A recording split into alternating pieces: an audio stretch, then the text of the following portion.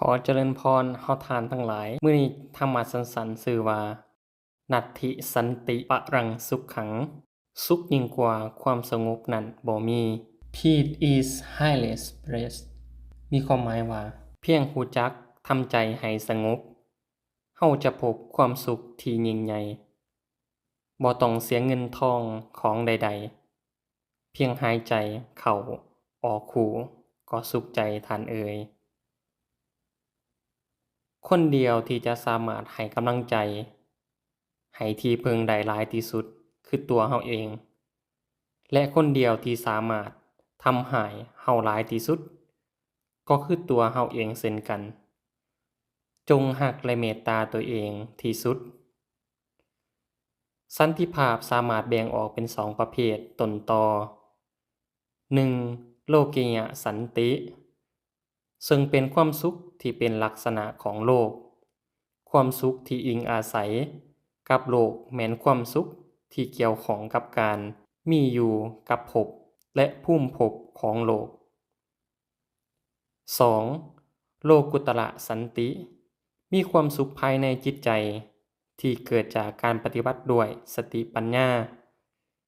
เป็นความสงบที่เกิดขึ้นด้วยใจแท้ๆ สันติมีความสำคัญในลักษณะเกิดความสบาย ความเย็นใจและความสงบ เป็นความสุขที่เกิดจากสภาวะแห่งความสงบ และสามารถพัฒนาให้เจริญก้าวหน้าไปสู่อิสระจากปัจจัยทั้งหมดทั้งปวงใด อันที่เอิ้นว่าบรมสุขสูงสุด มีเป้าหมายในการสร้างความร่มเย็น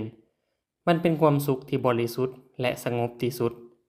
เป็นบรมสุข ความสุขที่บ่มีผลประโยชน์ใดๆ สำหรับทุกคนที่เกี่ยวข้อง แม่นการพัฒนาจิตใจไปสู่อิสระ รู้แจ้งในอริยสัจความจริงของชีวิต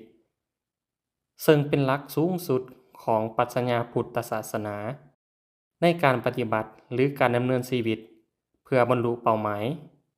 คือความสันติสุขนั่นเอง พระพุทธเจ้าได้สั่งสอนอย่างครบถ้วนทุกขั้นตอน รวมทั้งการฝึกฝนหล่อหลอมในไตรสิกขา3อย่างคือ ข้อที่ต้องศึกษาฝึกฝนหล่อหลอมทั้งกาย การเว้า จิตใจและสติปัญญา ให้ยิ่งขึ้นไปให้บรรลุถึงสันติสุข สุขสูงสุดคือพระนิพพาน ขอเจริญพร